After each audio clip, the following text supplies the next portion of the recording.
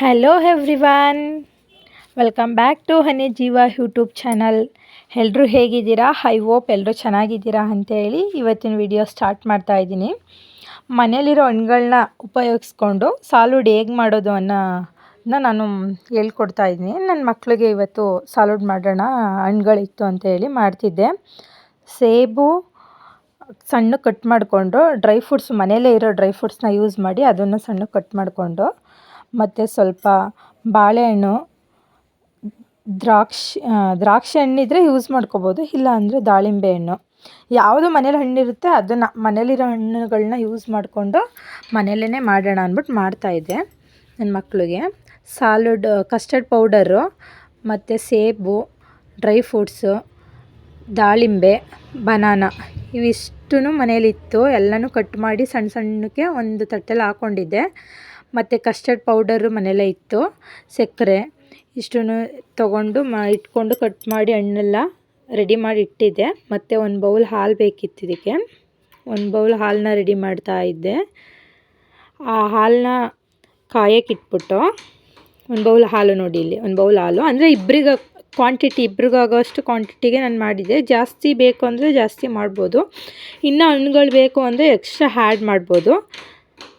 ನಾನು ನನ್ನ ಮಕ್ಕಳಿಗೆ ಇಬ್ಬರಿಗಾಗೋಷ್ಟು ಆ್ಯಡ್ ಮಾಡಿದ್ದೆ. ಒಂದು ಬೌಲ್ ಹಾಲು ತೊಗೊಂಡು ಅದನ್ನು ಗ್ಯಾಸಲ್ಲಿ ಕಾಯಕ್ಕೆ ಇಟ್ಬಿಟ್ಟು, ನೀಟಾಗಿ ಹಾಲೆಲ್ಲ ಕಾಯಬೇಕು ಚೆನ್ನಾಗಿ. ಹಾಲು ಕಾಯೋ ಅಷ್ಟೊತ್ತಿಗೆ ನಾನು ಇದು ಕಸ್ಟರ್ಡ್ ಪೌಡರ್ನ ಒಂದು ಬೌಲಿಗೆ ಹಾಕಿ ಒಂದು ಸ್ಪೂನಷ್ಟು ನಮಗೆ ಎಷ್ಟು ಬೇಕೋ ಅಷ್ಟು, ಅದು ಹಾಲಿಗೆ ಎಷ್ಟು ಕ್ವಾಂಟಿಟಿ ಆಗುತ್ತೆ ಅಷ್ಟು ಮಾತ್ರ. ನಾನು ಒಂದು ಸ್ಪೂನಷ್ಟು ಕಸ್ಟರ್ಡ್ ಪೌಡರ್ನ ಯೂಸ್ ಮಾಡಿದೆ.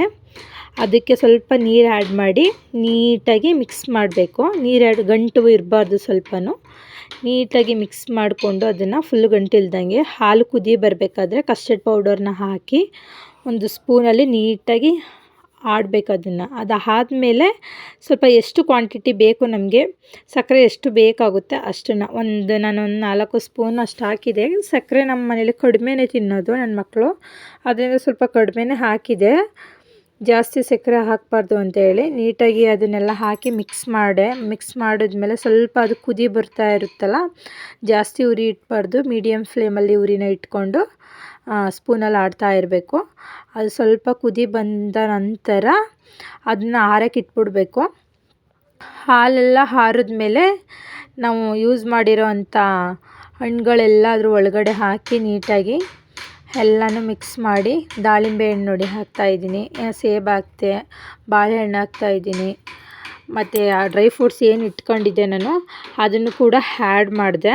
ಎಲ್ಲನೂ ಒಟ್ಟಿಗೆ ಆ್ಯಡ್ ಮಾಡಿ ಒಂದು ಸ್ಪೂನಲ್ಲಿ ನೀಟಾಗಿ ಚೆನ್ನಾಗಿ ಎಲ್ಲ ಮತ್ತೆ ಮಿಕ್ಸ್ ಮಾಡಿ ಎಲ್ಲನೂ ನೀಟಾಗಿ ಎಲ್ಲನೂ ಹಾಕಿ, ಲಾಸ್ಟಲ್ಲಿ ಎಲ್ಲ ಇತ್ತಲ್ಲ ಎಲ್ಲನೂ ಹಾಕ್ತೆ ನಾನು. ಹಾಕಿ ಎಲ್ಲನೂ ನೀಟಾಗಿ ಮಿಕ್ಸ್ ಮಾಡಿದೆ. ನೀಟಾಗಿ ಮಿಕ್ಸ್ ಮಾಡಿ ಅದನ್ನು ಸ್ವಲ್ಪ ಹೊತ್ತು ಹಂಗೆ ಇಟ್ಬಿಡಬೇಕು. ಹಾಲೆಲ್ಲ ಆರಿದ್ಮೇಲೆ ನಾವು ಹಣ್ಣುಗಳನ್ನ ಹಾಕಿ ಮಿಕ್ಸ್ ಮಾಡಬೇಕು. ಹಾಲು ಬಿಸಿ ಇದ್ದಾಗ ಮಾತ್ರ ಹಾಕಬೇಡಿ. ಹಾಲೆಲ್ಲ ಆರಿ ಸ್ವಲ್ಪ ತಣ್ಣಗಾಗಿರುತ್ತಲ್ಲ, ಆವಾಗ ಎಲ್ಲ ಹಣ್ಣುಗಳ್ನೂ ಹಾಕಿ ನೀಟಾಗಿ ಮಿಕ್ಸ್ ಮಾಡಿ ಎಲ್ಲನೂ ಒಂದು ಕಡೆ ಎಲ್ಲ ನೀಟಾಗಿ ಮಿಕ್ಸ್ ಮಾಡಿ ಫ್ರಿಜ್ಜಲ್ಲಿ ಒಂದು 2 and 3 hour ಎತ್ತಿಡಬೇಕು. ಇವಾಗಲೇ ಕೊಟ್ಬಿಟ್ರೆ ಅದು ಚೆನ್ನಾಗಿರಲ್ಲ. ಸ್ವಲ್ಪ ಫ್ರಿಜ್ ಒಳಗಡೆ ಇಟ್ಟು ಒಂದು 2 or 3 hour ಇಟ್ಟು ಅದನ್ನು ಮತ್ತೆ ರಿಟರ್ನ್ ತೆಗೆದು ಫ್ರಿಜ್ ಒಳಗಡೆ ಇಡ್ತಾಯಿದ್ದೀನಿ. ನೋಡೋಣ, ನಾನು ಅದನ್ನು ಫ್ರಿಜ್ ಒಳಗಡೆ ಇಡ್ತಾಯಿದ್ದೀನಿ ಸ್ವಲ್ಪ ಕೋಲ್ಡ್ ಆಗಲಿ ಅಂತ ಹೇಳ್ಬಿಟ್ಟು.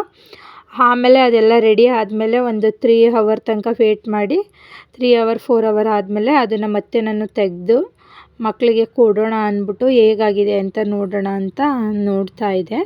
ತುಂಬಾ ಚೆನ್ನಾಗಾಗಿತ್ತು, ತುಂಬಾ ಚೆನ್ನಾಗಿ ಎಂಜಾಯ್ ಮಾಡ್ಕೊಂಡು ನನ್ನ ಮಕ್ಕಳು ಕೂಡ ತಿಂದರು. ಅವ್ರಿಗೆ ಅವಾಗವಾಗ ಮಾಡಿ ನನ್ನ ಮಕ್ಕಳಿಗೆ ಹಣ್ಣುಗಳು ಈ ಥರ ಆದರೆ ಸ್ವಲ್ಪ ಇಷ್ಟಪಟ್ಟು ತಿಂತಾರೆ ಅಂದ್ಬಿಟ್ಟು ಆ ಥರ ಮಾಡಿಕೊಡ್ತೀನಿ. ತುಂಬಾ ಚೆನ್ನಾಗಾಗಿತ್ತು, ತುಂಬಾ ಟೇಸ್ಟಿ ಇತ್ತು. ನೀವು ಒಂದು ಸಲ ಟ್ರೈ ಮಾಡಿ ಯಾವ ಥರ ಬರುತ್ತೆ ಅಂತ ಕಮೆಂಟ್ ಮೂಲಕ ನನಗೂ ಕೂಡ ಹೇಳಿ.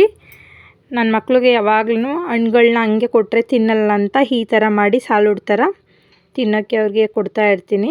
ವೀಕ್ಲಿ ಒಂದು 2 days, ಒಂದು 3 days ಆ ಥರ ನನ್ನ ಮಕ್ಕಳಿಗೆ ಕೊಡ್ತಾಯಿರ್ತೀನಿ. ನೀವು ಕೂಡ ಮಾಡಿ ಟ್ರೈ ಮಾಡಿ ಹೇಗಿದೆ ಟೇಸ್ಟ್ ಹೇಳಿ ಕಮೆಂಟ್ ಮಾಡಿ. Thank you.